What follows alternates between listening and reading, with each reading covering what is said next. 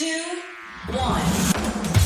7 things you probably didn't know you need to know. I'm Jamie East, and this is the Standout 7. In the next 7 minutes or so, we'll look back on a week where the energy prices soared as a new price cap was announced, Ukraine marked 6 months of war against Russia, a 9-year-old girl was murdered in Liverpool, and strikes continued across the UK. This is the Standout 7 from the Smart 7, and don't forget to hit the follow button to get your daily updates at 7 a.m.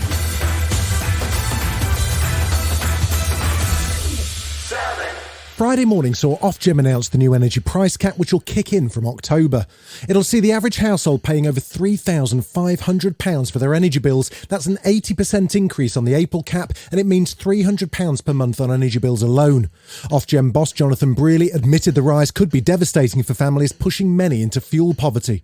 And Chief Executive of Energy Action Adam Scorer says that rise has far outstripped even government projections. 80% more, that's £750 more than the Ofgem projection in May on which the Chancellor based the price support package. So we're not only seeing the size of the average bill, we're seeing the inadequacy of the support that's available for the households on the lowest incomes and who are most vulnerable to these price rises. Labour's Shadow Chancellor Rachel Reeves says the only viable plan is the Labour Party proposal to freeze bills and help struggling households. We've known that this was coming, and under Labour's plans, we would freeze gas and electricity prices for the autumn and winter months. That would cost £29 billion, and we would fund that through a variety of measures, including a big extension of the windfall tax. The fuel companies themselves are warning that these prices are simply too high for customers, with Philippe Commaret from EDF Energy, one of the UK's major suppliers, issuing a stark warning on fuel bills. Without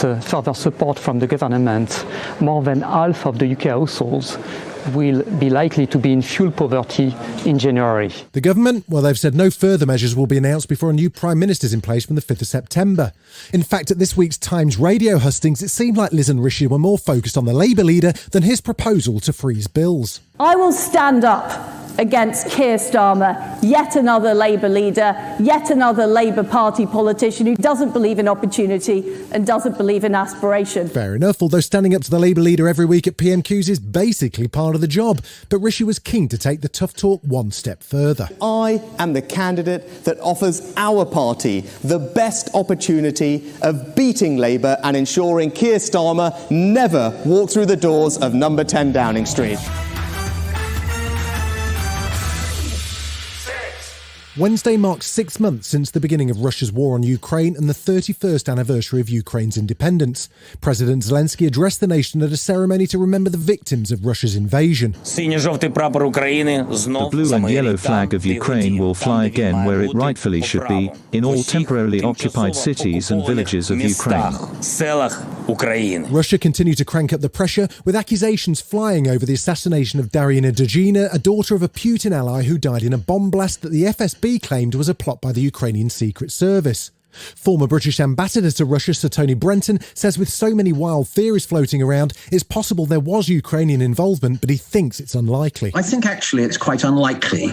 Russia is a pretty tightly controlled state at the moment, and for a state with which they are at war to organise a car bombing in Moscow, i.e. bang in the centre of the Russian security concerns, looks like a pretty tough order. The nuclear plant at Zaporizhzhia came under renewed Russian attack despite warnings from the UN, the US and others. Russian shelling started a fire which managed to disconnect the plant from Ukraine's power grid and created a real risk of a serious incident. Former heavyweight boxer Vladimir Klitschko says it's far too dangerous for this behaviour to continue. We, the world, need to understand. If that is going off, that's going to be Fukushima and Chernobyl in multiple times. And that cannot happen. Ukraine's allies continue to offer support with a new military aid package worth almost $3 billion signed off by US President Joe Biden, and the UK also pledging further support worth at least £54 million. There was also a surprise visitor to Kyiv as part-time Prime Minister Boris Johnson made a flying visit. I want to remind you, Volodymyr, that when you rang me at 4 o'clock in the morning on that grim day in February and you told me the news that we had been dreading, I told you then that we were shoulder to shoulder with you, and that is as true today as it was in that horrific moment. The family of 9-year-old Olivia Pratt-Corbell have paid tribute to their unique, chatty, nosy little girl who died when a man broke into a house and opened fire on Monday night.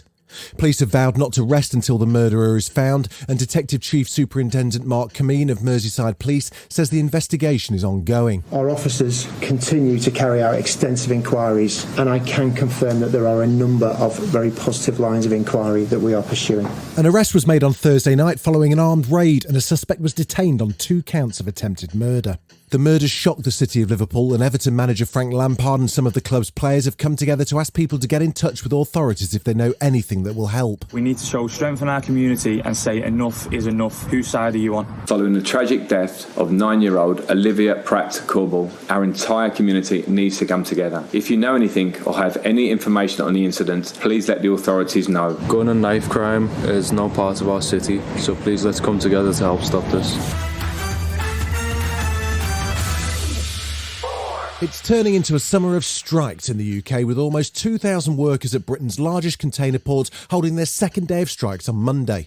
Members of Unite at Felixstowe, where nearly half of the UK's containerised freight travels through, are walking out for 8 days in a dispute over pay, leading to fears trade will be severely disrupted. Tory MP Kevin Hollinrake says supply chain pressures pushing prices up are exacerbating the cost of living crisis. I think for certain cohorts to say their priorities are more important than the rest of us is entirely wrong. Therefore, I do support extra measures that would clamp down on what I think are these inappropriate strikes at this time. It comes as barristers in England and Wales voted in favour of an all-out strike in a row with the government over pay and legal aid. From September the 5th, they'll stop taking new cases. The Justice Minister called it irresponsible, but criminal barrister Simon Spence QC feels they had no other choice. We've been patient. We've waited for the government to engage with us. They're simply refusing to do so, and so we've had to escalate the action. Labour leader Sir Keir Starmer says the zombie government is doing nothing to resolve these disputes. I want to see the government step in and actually help resolve these issues. Instead of that, we've got the government doing absolutely nothing. Still to come on the Standout 7, it's a double walkout from Laura Quitmore and Scott Mills. Right after this. Welcome back.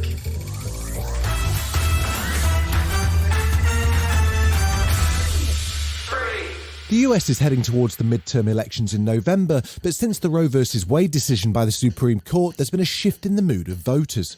Republicans were hoping to take both the House and Senate, but early primary results suggest that's now less likely. It comes as Joe Biden announced a new student debt forgiveness program that could affect millions of Americans in a good way. And in Florida, Democrat Charlie Crist is relishing the challenge of taking on Trump-alike Governor Ron DeSantis. And he's pledging to make abortion rights a central part of his campaign. Our fundamental freedoms are literally on the ballot, my friends. A woman's right to choose on the ballot. Democracy on the ballot. Your rights as minorities are on this ballot. That's what's at stake in this election. Well, it's been a roller coaster, but her Love Island journey has come to an end. Laura Whitmore announced on Insta on Monday night that she's done with the island and won't be hosting the ITV2 hit show anymore. She says there are some elements she found difficult, including all of the travel, and so she's hanging up her stilettos and stepping down. Heat Magazine's chief content officer and showbiz queen Lucy Cave says, "The news of Laura quitting Love Island has come as a real surprise to us at Heat.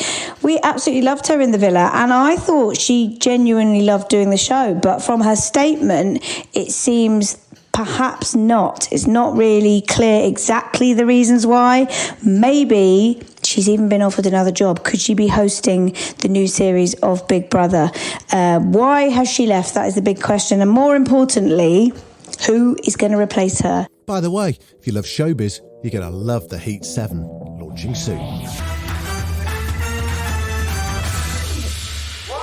It was the end of an era on Radio 1 on Thursday as longtime pop picker Scott Mills and sidekick Chris Stark hung up their AirPods. Scott's shuffling down the corridor to Radio 2, where he'll be doing some serious jockeying instead of Steve Wright, and Chris heads off to annoy Roman Kemp on Capital Breakfast.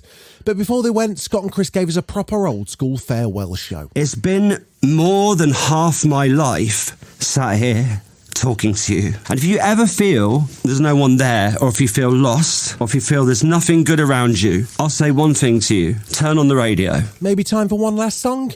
Okay, why not? It's now time to make a change. Leave Radio 1. It's not easy, you're still young. That's your fault. There's so much you have to know. This has been the Standout 7, the best of the week from the Smart 7. We'll be back tomorrow, 7 a.m. with the Sunday 7. Have a great rest of your weekend. Written, produced and published by Daft Dog.